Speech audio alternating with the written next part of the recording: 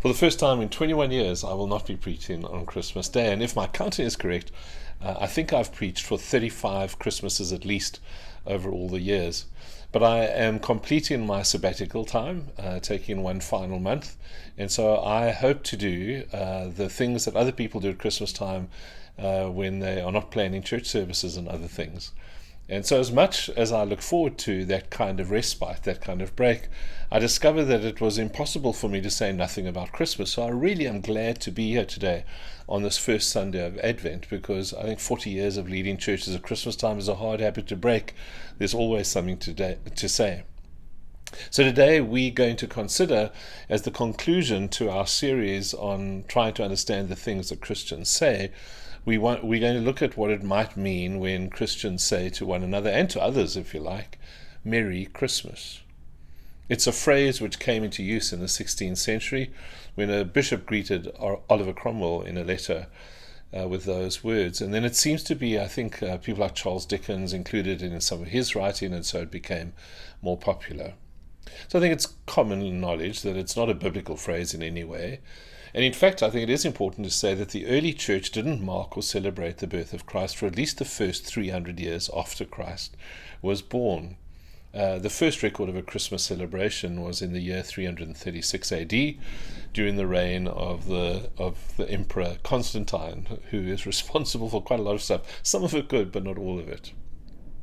But now, all these years later, Christmas is everywhere, which is interesting because it's created a certain complexity in secular society, that there's this religious feast that is so popular. It creates difficulty for people in countries of other faiths, because even they do something, even though there's no Christian ethos in those countries. And even for atheists, it's a season that has overwhelmed the world in many ways. And on top of all of that, Merry Christmas has suddenly become this highly politicized phrase in recent years, as anti-woke and evangelical and other Christians often go to battle against the more generic greeting of Happy Holidays, which I concede is more American, but is making its way into South African life. And it's kind of become a hill on which some people are willing to die to fight for the right to say Merry Christmas. Well, they say they're willing to die, but it makes me wonder if we understand what it is that we mean when we say to one another, Merry Christmas. What does it mean to affirm someone at Christmas time, to speak a blessing over someone at Christmas time, to wish them Merry Christmas or Happy Christmas for that matter? What do we mean? What do we intend by that greeting? I wondered if I could highlight two things. I'd love to have highlighted more. I actually had more in my notes, but time will only allow us for two. So can I highlight two for us today? I think the first thing that we want to acknowledge today, that when we say to someone Merry Christmas, is we intend to say, may you find great joy in your Savior. May you find great joy in your Savior. The prophet Isaiah, from our reading today, captures this deep need for a Saviour with this quite extraordinary and exquisite poetry. He says, we have all become like one who is unclean, and all our righteous deeds, the very best of who we are, all our righteous deeds are like a filthy cloth. We all fade like a leaf, and our iniquities, like the wind, take us away. It's our iniquities that blow us away. And it really is only those who know they need a Saviour who can celebrate a Saviour. Why else would you celebrate a Saviour if you don't need one? And the single reason, this would be just apparent logic, the single reason people can treat Christmas so flippantly, treat Christmas the way they do, the whole commercialization thing, the reason people can do it, how they can make it what it's not, is just simply this: that they cannot possibly have a sense that they are like filthy cloth in need of a Saviour. If anyone has that sense, then you are transformed in this season. If you've ever been overwhelmed with guilt, knowing that you have done wrong, and you're looking for, if I can use the word, redemption, if you felt deep regret or lingering remorse over bad decisions, if you know yourself well enough to know that inside of you is a certain brokenness, and even, if I can use the word, a certain darkness that has the capacity to think and sometimes even do terrible things, and you long to be different, you long to change, if your life feels like a constant running away from the truth of who you are, the reality of who you are, or if your life is a constant pursuit of an elusive happiness to try and fill this incessant void, this emptiness inside of you, if those things are present in your soul, in who you are, then you will know what it means. You will know what it means, deep in your spirit, to long for a Savior. It's kind of a personal thing to say, but I wanted to share it today, to say that sometimes near the end of a day, I find myself almost unconsciously, involuntarily, mumbling some kind of phrase, and quite often it's the phrase, Lord have mercy. And the other night as I was getting into bed, Sharon said to me, what did you say? And I said, Lord have mercy. And she said, for what? And I just said, for my life. For my life.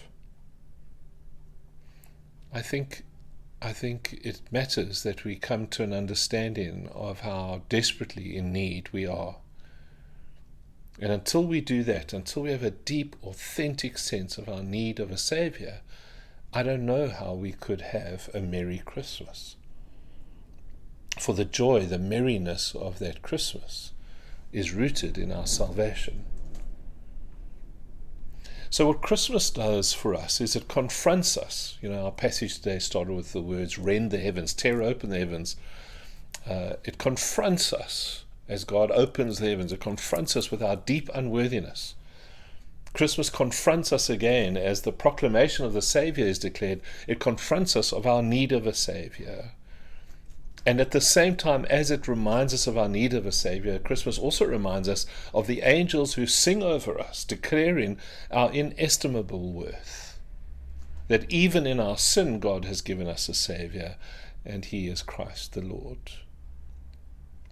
As the musician, worship songwriter Graham Kendrick writes, 2 wonders here that I confess, my worth and my unworthiness. So in the first instance today, I want to suggest that when we wish one another Merry Christmas, we are saying to the other, may you know again your desperate need of a Savior. And at the same time, may you also know that He has come to you to save you. And in the midst of that, may your life be filled again with inescapable forgiveness and overwhelming gratitude.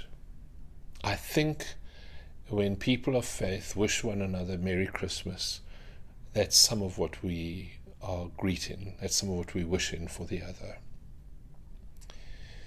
And then the second thing, I think, just because it's in the scriptures all over, not just in our reading for today, but I think the second thing we need to acknowledge is when we greet one another and say Merry Christmas, we are praying for a Savior whose presence would bring a fire that would make water boil. I'll explain it in a moment if you haven't read our reading.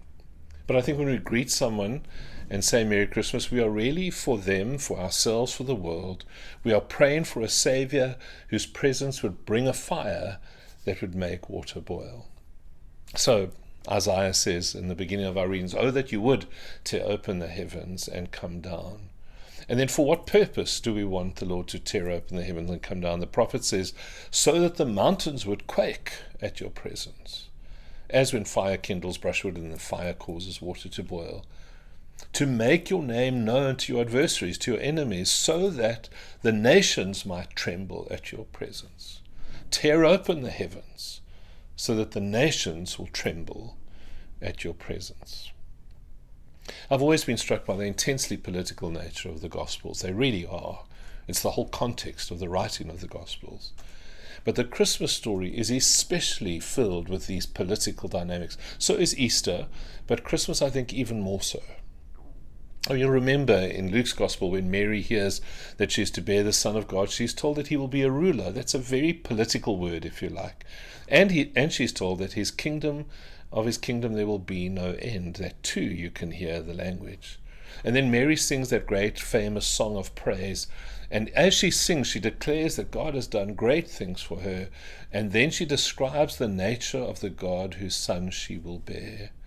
He brings down the powerful. This is the God He brings down the powerful, and he lifts the lowly, and he scatters the arrogant, and he fills the hungry with good things, and he sends the rich away empty. And therefore, if Mary is to bear the Son of God, then this is what she anticipates her Son will be.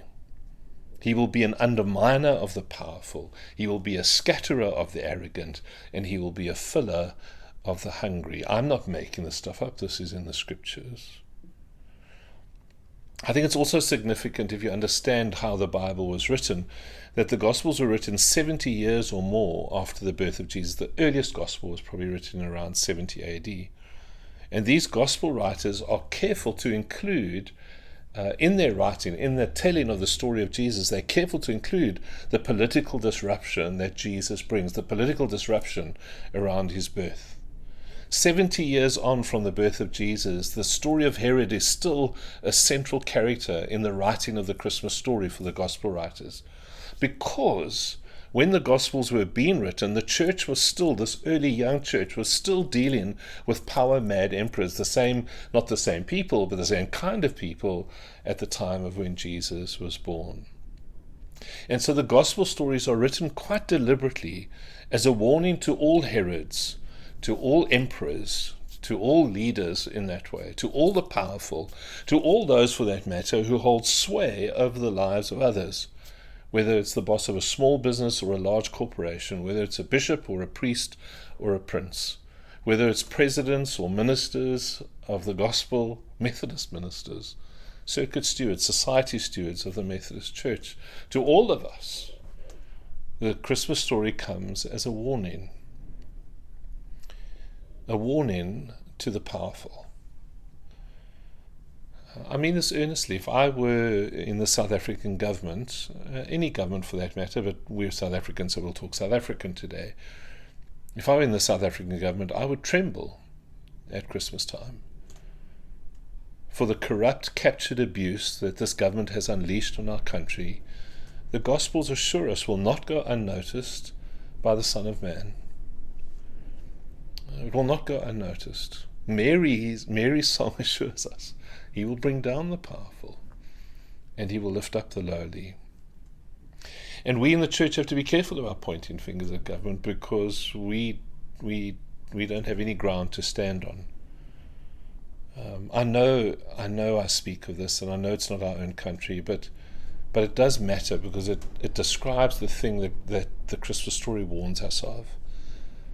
It still troubles me deeply that a significant portion of the American church, and then other Christians across the world who stand in solidarity with some of those people, those Christians, that they are smitten with America's own debauched Herod.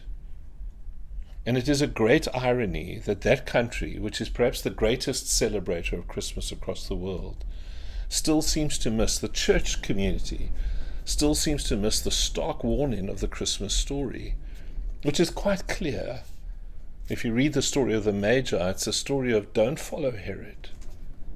Don't even obey Herod in that story. Don't follow Herod. Always go home by another way. Don't follow Herod. Always go home by another way.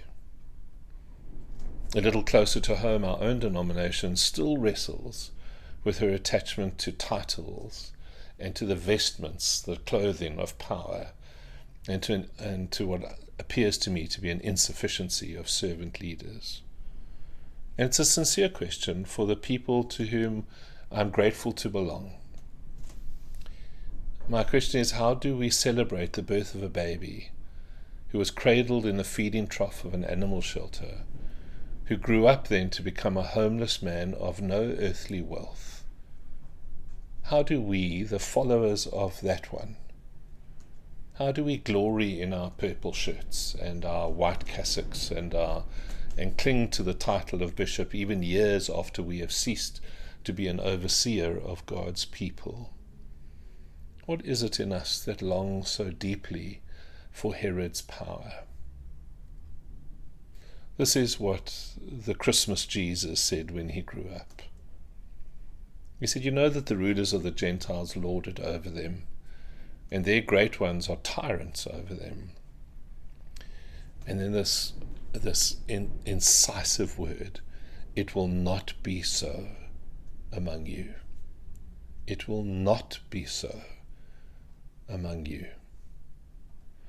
Whoever wishes to be great among you must be your servant, and whoever wishes to be first among you must be your slave, just as the Son of Man came not to be served, but to serve and to give his life as a ransom for many. So this is a bit convoluted, the second one, but stick with me. Therefore, I want to suggest that to wish someone Merry Christmas is really quite a subversive thing to do in today's world, in Herod's world. For it really is to pray that God would set a fire under all the Herods of this world, even if sometimes we might be that Herod. Merry Christmas is, Lord, set a fire that will make water boil. It's a prayer to bring down all who live selfishly, from the smallest of us to the grandest. Lord, bring down all who live selfishly. And then I suppose it would follow on from that to wish someone Merry Christmas is also a form of making a solemn promise that we together seek to live a life of service and not one of domination and manipulation.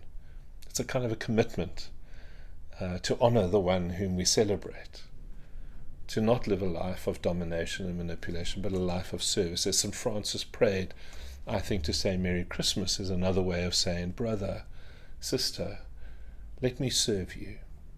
Let me be as Christ to you. So I mean this. I am a little reticent. If you know me, you'll know this to be true. I'm a little reticent to wish people Merry Christmas, because sometimes it feels there's quite a lot at stake.